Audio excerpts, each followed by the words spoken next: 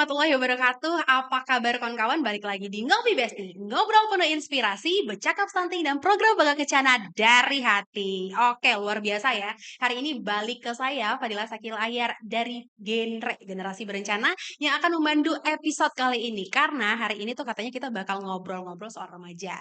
Nah, kalau remaja nih fenomena sekarang ya, ini pengen nikah muda.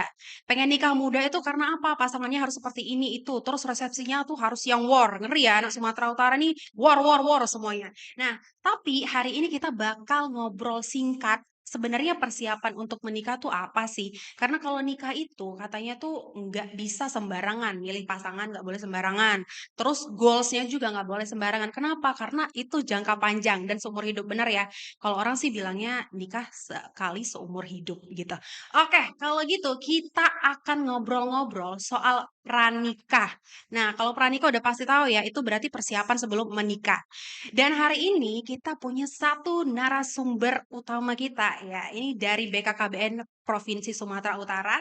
Bersama saya ada Ibu Dr. Rabiatun Adawiyah MPA HR dari Pokja Advokasi dan KIE. Apa kabar Ibu? Sehat? Alhamdulillah sehat walafiat. Sore hari ini kita ketemu dengan Kila dan ini juga ada teman Kila ya, Iya. Naswa. Mudah-mudahan perbincangan kita sore hari ini, ngobrol-ngobrol kita bisa bermanfaat buat orang yang mendengarkan, terutama anak-anak muda seusianya Kila dan juga Naswa. Amin. Karena hari ini kalau kita sudah ketemu sama Ibu Atun ya biar lebih akrab ya Bu. Ini biasa Bu kalau anak remaja tuh harus akrab dia harus fleksibel ya. Jadi selain Ibu Atun kita juga punya satu narasumber lain nih dari genre juga nih dari satu lettingnya aku ya. Ada Nashwa, apa kabar Nashwa? Sehat? Sehat, alhamdulillah, Oke, sehat. luar biasa ya. Nah, jadi kawan-kawan kita hari ini kita bakal melihat dari dua persepsi. Satu, persepsi persiapan pranikah dari BKKBN dan satunya lagi dari remaja atau yang akan menjadi calon pengantin gitu. Pasti bakal seru ya ngobrol kita hari ini. Oke, aku mau tanya-tanya dulu ke Ibu Atun, boleh ya Bu? Sebenarnya kalau kita lihat nih Bu, sekarang anak remaja itu kan pengennya kalau pranikah sebelum menikah itu yang pertama itu mereka harus cari pasangan yang war. Betul ya, Bu. Terus yang kedua, dia itu kalau misal perempuan ada bridal shower. Nih itu lagi ini lagi in ya sekarang ya. Iya, lagi hits ya anak remaja sekarang itu harus kayak gitu. Terus ada yang namanya yang ketiga itu dia bridesmaid-nya biasa ya. Itu harus pakaiannya ya war juga gitu. Jadi sebenarnya kalau menurut Ibu nih, dari persepsi BKKBN khususnya sebenarnya persiapan atau tahapan pranikah yang benar itu seperti apa? Oke, udah kita mulai nih ya. Iya, boleh. Oke.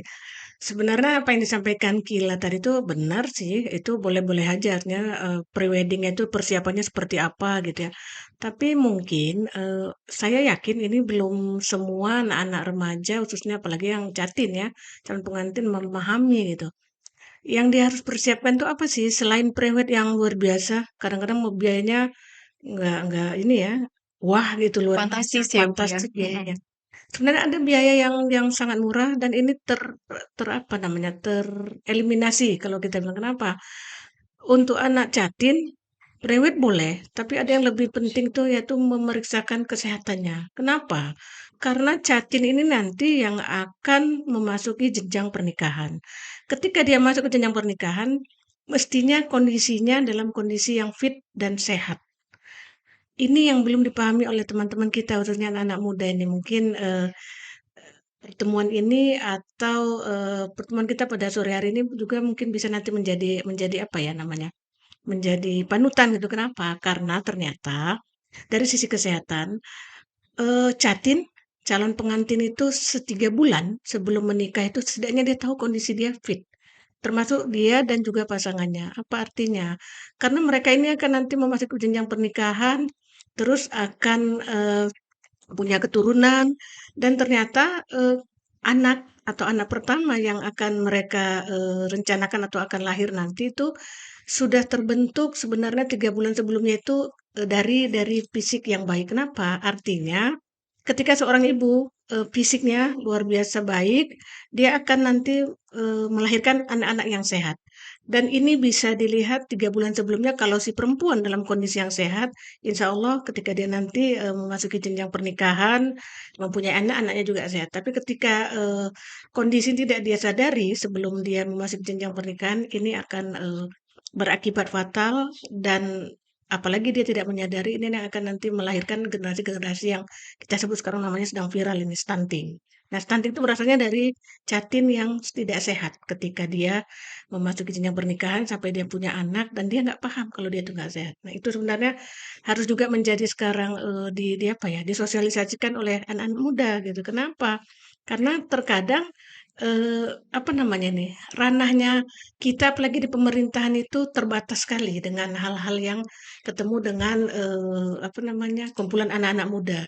Kalau di BKKBN mungkin kita punya forum genre, tapi kan intensi lain belum tentu gitu. Betul, Nah, betul. ini apa namanya, terbatas sekali pertemuan-pertemuan kita dengan, kelompok-kelompok anak-anak muda ini. Nah, ini mungkin melalui podcast ini nanti pertemuan ini kalau bisa dimanfaatkan oleh teman-teman, remaja dan anak muda apalagi Jatin yang calon pengantin tadi alangkah baiknya. Gitu, Mas. Harus dimanfaatkan, bener ya Bu ya. Ini podcast kali ini tuh sangat amat remaja. Jadi kita bakal ngobrol soal pranikah. Jadi teman-teman tuh harus tahu kalau kita mau nikah 3 bulan atau beberapa bulan sebelumnya itu bukan cuma mikirin foto wedding, priwetnya, bener ya Bu ya. Heeh. Bridal shower sekarang itu lagi in kali tuh Bu. Iya, jadi iya sebenarnya kalau Kila sekarang kalau 3 bulan lagi mau nikah, Kila pasti hari ini lagi priwet, lagi foto priwet enggak ya sama bridal shower.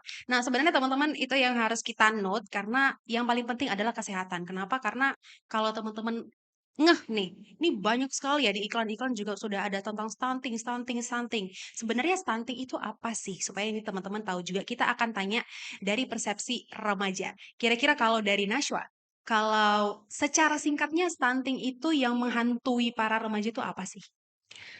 Oke Kak, jadi kalau misalnya kita tuh bahas stunting ya, stunting itu kan kondisi gagal tumbuh kembang pada sang anak gitu kan Kak.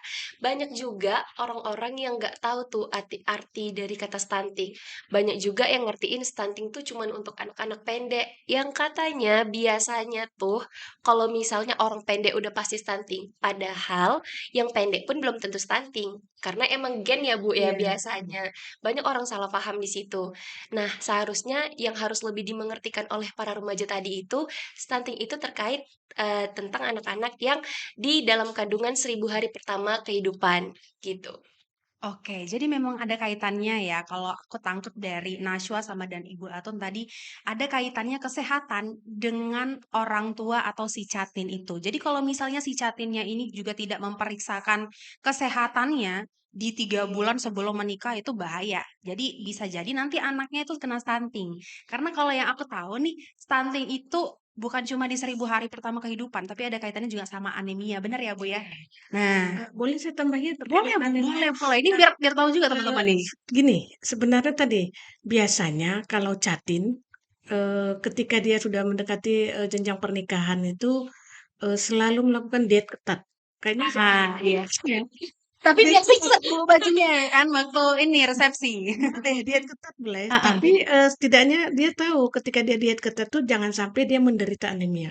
Iya, Kenapa? Karena perempuan yang dalam kondisi dia dari mulai janin dia anemia, hamil dia anemia, ini akan persentasenya sangat besar dia akan melahirkan anak stunting. Jadi nggak main-main loh. Jadi jangan dianggap oh, diet ketat terus waktu nikahnya badannya bagus gitu. Ternyata kondisinya dalam kondisi yang anemia. Mhm. Jangan sampai dia anemia. Nah ini mesti juga teman-teman sampaikan ini ke apa ya ke teman-teman yang lain, ke kelompok-kelompoknya, ke anak-anak remaja yang lain. Diet boleh, tapi setidaknya harus jangan sampai menderita anemia. Kenapa? Kadang orang tidak paham ketika dia, anemia, terus dia menyangka, "Ah, ini kan, penyakit sepele," gitu. Artinya, "Ah, nggak apa-apa nih, ini biasa," gitu.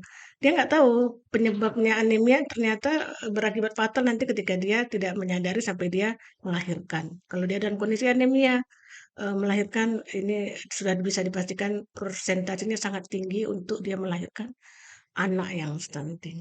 Nah, bahaya ya teman-teman. Ini perempuan nih suka kali diet. Kenapa perempuan ini suka kali diet ya kan? Coba nih tuntunan laki-laki ya. Aduh, jadinya kita menyalahkan Iya. laki-laki deh bukannya. Ya. Jadi sekarang aku mau nanya Wawa nih Nashwa ya. Kira-kira kalau Nashwa nanti mau nikah apakah mau diet ketat seperti itu atau gimana?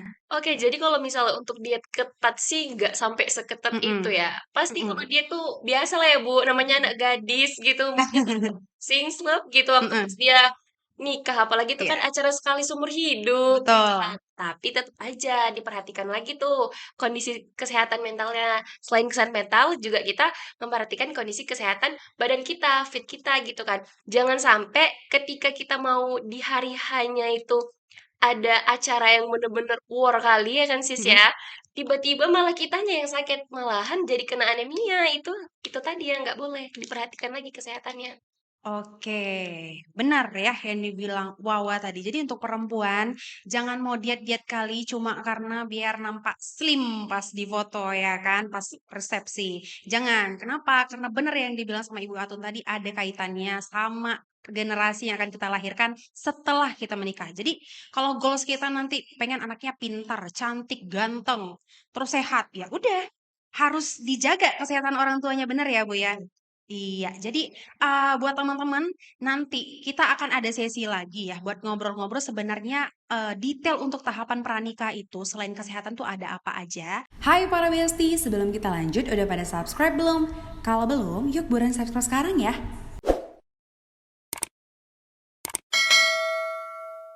Markilan, mari kita lanjut. Iya, tadi kita yang pertama udah ngobrol-ngobrol ya, pranikah dan ada kita sangkut pautkan dengan kesehatan dan juga gizi. Sekarang kita mau lihat sebenarnya ada 2 lagi nih yang perlu para remaja siapkan, ya kan, sebelum kita menikah.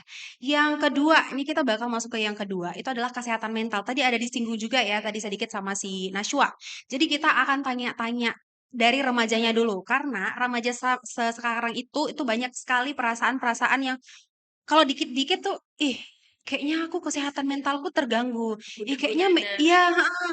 Ih, mentalku kayak mana ya? Sehat nggak ya? Tuh biasa tuh anak remaja sekarang.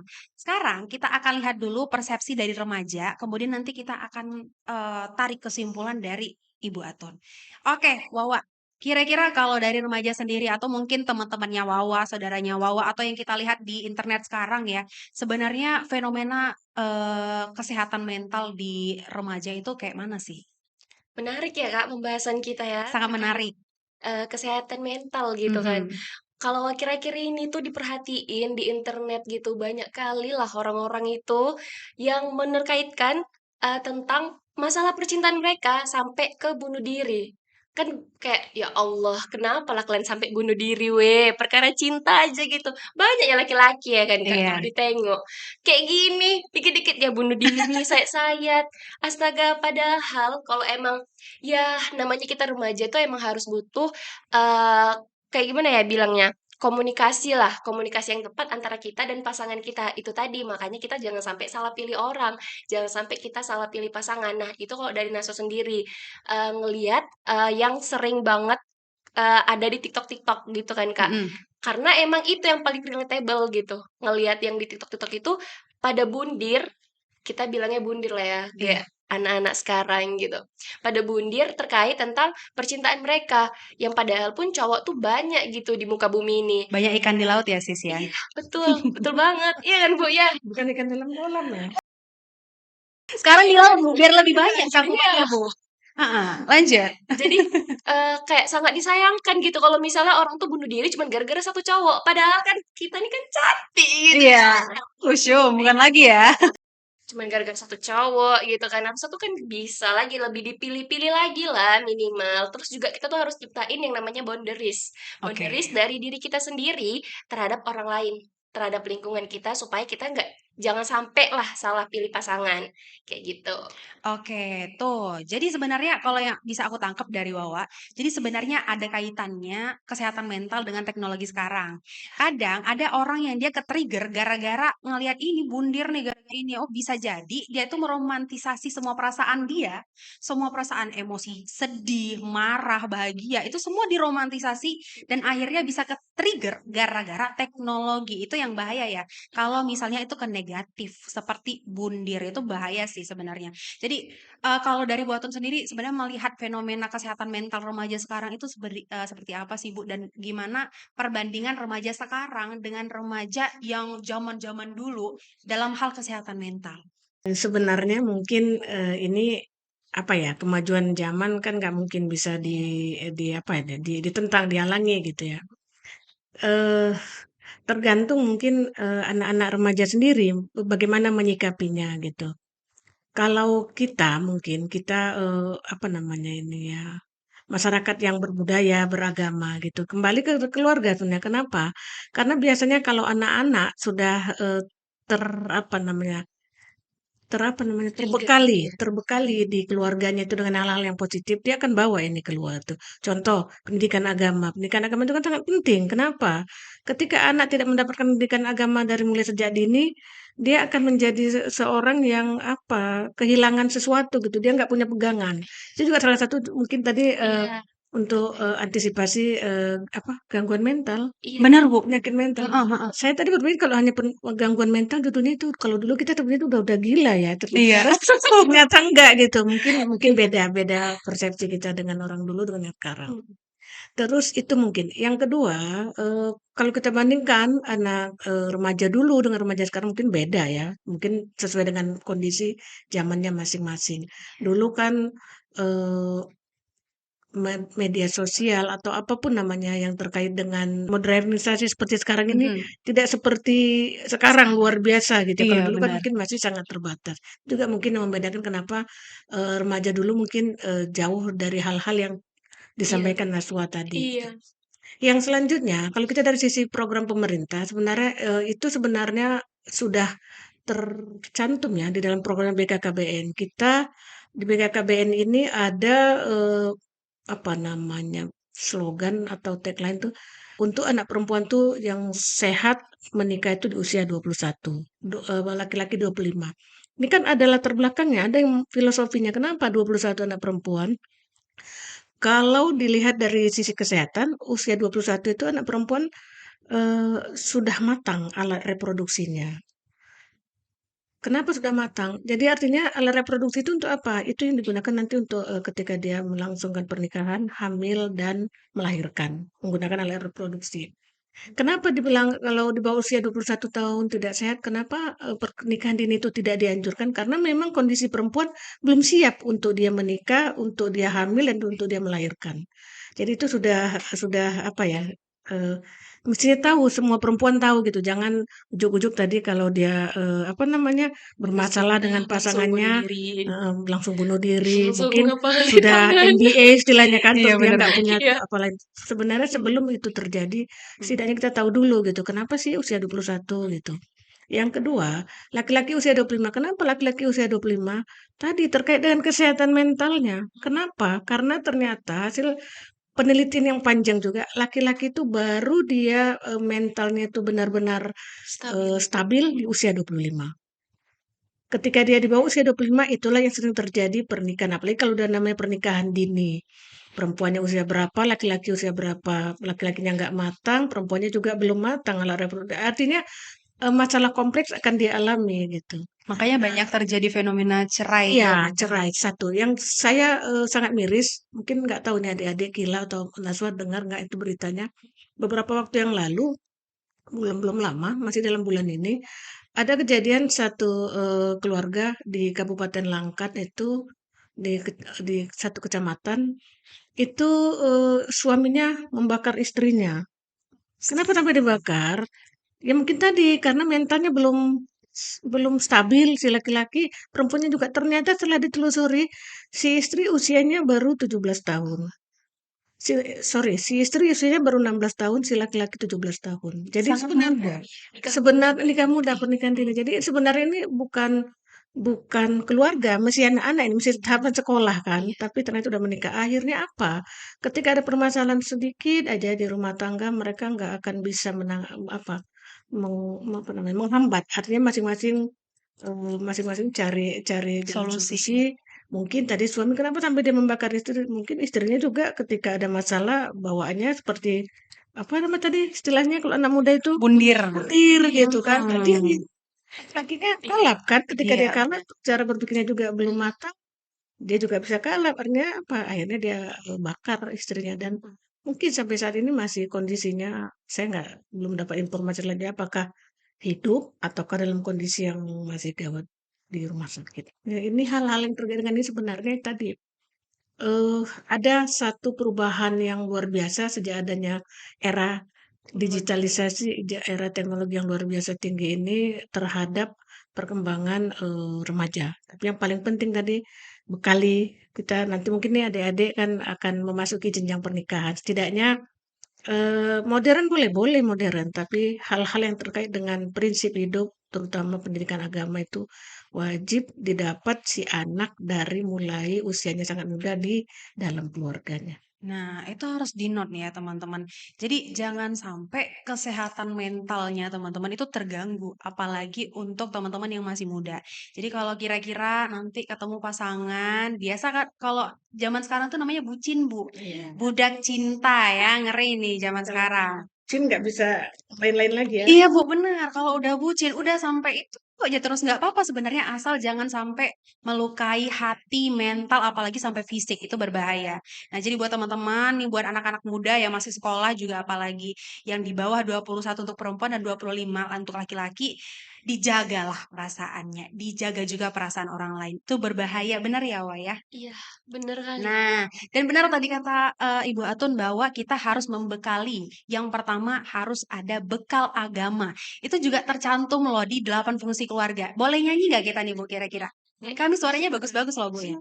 Kami boleh nyanyi ya teman-teman ya. Boleh ya? Iya. Ayo kita mulai dari 1, 2, 3. 8 fungsi keluarga, agama yang pertama, sosial budaya, cinta dan kasih sayang, perlindungan keempat, reproduksi kelima, fungsi pendidikan, ekonomi lingkungan, mari kita terapkan di dalam keluarga, keluarga berencana 2 anak sehat. Luar biasa Bu, udah bisa jadi Indonesian Idol kamu ya? Bahwa habis ini anak genre semuanya ikut Indonesian Idol ya. Insya Allah juara corot. Coret sis. Ngeri ya lawannya itu bahaya. Oke. Udah selesai nyanyi-nyanyi ya. Nah, jadi buat teman-teman itu harus diingat kesehatan mental tuh harus dijaga. Tapi teman-teman, bukan cuma kesehatan mental yang harus dijaga. Tadi di 8 fungsi keluarga sudah disinggung juga oleh Bu Atun dan juga Wawa. Ada yang namanya kesehatan reproduksi. Itu penting loh. Jadi semua itu berkaitan. Kalau masalah kesehatan reproduksi, ini anak genre ini hafal mati ya kesehatan reproduksi ya. Ini bukan hafal di luar kepala tapi di dalam kepala. Kalau di luar kepala maksudnya di buku, berarti kita nggak hafal, ya kan? Nah, ini di dalam kepala itu sudah hafal. Jadi kita mau tanya dulu, kita tes ya ilmu kesehatan reproduksinya Wawa ya. Oke, kalau dari Wawa, sebenarnya persiapan apa sih untuk kesehatan reproduksi yang udah Wawa lakuin secara pribadi? Kalau bahas tentang kesehatan reproduksi, pasti itu udah diajarin dari kecil ya, Kak. Apalagi kita nih anak cewek gitu, pastilah dikasih tahu nih dari awal-awal sama mama kita nih kan. Nah, kalau misalnya nanti siap cebok, kita bilangnya cebok lah ya, Bu ya. Medan Iya. Iya. Siap cebok, jangan langsung dipakai itu CD-nya, langsung dilap dulu gitu. Nah, jadi kalau kita sendiri karena emang dari kecil, kalau Nasu sendiri karena emang dari kecil itu udah dibekali kayak gitu sama mama, dibilang jangan sampai kalau misalnya kita tuh pakai CD waktu keadaan alat reproduksi kita tadi itu masih basah itu jangan sampai karena takutnya tuh kan berjamur ya sis ya. Iya, Kalau berjamur itu kan itulah tadi yang dinamakan penyakit pertama tuh sih ya kan Kak benar. dibilang kayak gitu. Karena dari penyakit itu tadi yang bisa menyebabin penyakit-penyakit lainnya tuh timbul dari kesehatan-kesehatan yang pertama kali. Nah, itu kan diawali dari diri kita sendiri. Yang pertama itu Benar. sih dijaga kebersihannya. Terus kalau misalnya CD yang udah lebih dari 1 hari dipakai tuh jangan dipakai lagi sih kalau Jangan bisa. dipakai lagi kecuali yang sudah dicuci. Iya. Gini kan Bu, itu kan kita kan nggak tahu bakteri yang ada di hari itu. Bisa jadi bakteri yang ada di hari itu lebih gimana gitu Bu dibilangnya. Karena kan itu udah pergantian hari, udah lebih lama lagi. Iya, benar-benar. Iya, sumber penyakit itu kan datang dari mana aja. Bahkan kalau kita cuci tangan itu pun kan berbahaya kan, Bu. Cuci tangan itu terkait lagi kalau misalnya kuku kita nggak bersih gitu kan. Nah, seharusnya dari kuku aja tuh udah bisa kita contoh bahwasannya nggak hanya kuku, tapi juga yang ada di dalam diri kita. Terlebih lagi alat kelamin kita tuh eh, penyakit datang tuh bisa bermunculan dari virus mana aja. Karena itu sensitif ya, Iya, Waya. bener sensitif Nah, banget. jadi bukan hanya untuk perempuan, tapi juga untuk laki-laki itu harus di-note. Kenapa? Karena alat reproduksi kita itu sensitif. Harus bersih, harus steril kalau bisa. Nah, jangan sampai tadi yang dibilang Wawa, 1 hari dipakai, besoknya dipakai lagi. Jangan sampai, apalagi nanti ada sistem luar dalam, depan belakang ya. Jangan sampai satu CD itu dipakai untuk 4 hari. Biasanya Depan, cuma belakang. satu itu Nah, kasih biasa ya. Enggak, cocok. tapi kita pastikan anak Sumatera Utara, apalagi anak genre, itu Iya, pasti bersih-bersih. Sudah bisa dipastikan ya, Bu ya. Kalau mau dicek nanti kita cek di belakang ya, Bu ya, jangan di sini. Iya, Percaya, percaya. percaya ya, Bu ya. Pokoknya anak genre itu bersih-bersih, Bu. Kalau Ibu lihat nanti anak-anak genre pasti bersih, cakep, ganteng, cantik semuanya. Kinclong-kinclong. Kinclong-kinclong, bukan lagi. Oke. Nah, jadi teman-teman kalau bisa nih diperhatikan CD-nya. Kapan harus diganti? 4 jam sekali diganti ya, Bu ya. Paling parah tuh 6 jam sekali diganti. Jadi dalam 1 hari boleh digantinya 2 kali per 12 jam dari jam 6 sampai jam 12, 12 sampai jam 6 gitu.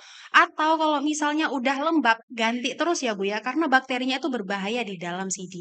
Nah, itu untuk kesehatan reproduksi. Untuk detailnya ada di mana?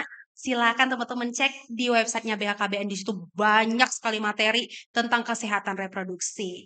Oke, sudah kita ngobrol tentang kesehatan reproduksi. Jadi kalau secara garis besar ada beberapa tahap-tahap pranikah. Yang pertama komunikasi efektif, benar ya Bu ya?